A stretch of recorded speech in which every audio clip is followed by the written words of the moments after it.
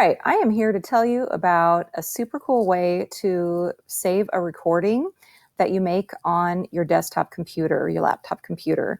It will not work on a cell phone, so this is only for computers. You're going to go to the website V as in Victor, Ocaroo.com, Vocaroo.com. And there's a red button right in the middle, which looks like you should click it, and you should. I click it, and it's going to give me, the very first time I use it, a dialog box that asks me to allow it to use my microphone. And you want to allow that, so you allow. Now it is recording me. And whenever I'm finished speaking, or if I wasn't ready, I'm going to go ahead and press that red button, and then I can play and listen to what I've recorded.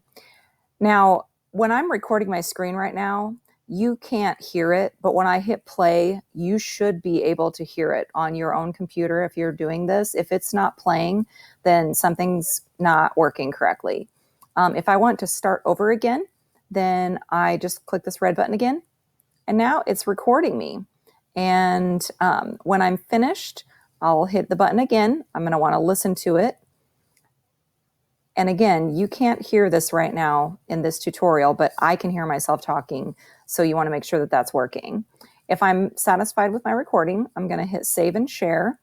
And it gives me a unique link for my file right here. And so I'm going to select that and Control C to copy that, or I can click on this little clipboard button right here, and it gives me an arrow, or excuse me, a check mark saying I've copied it.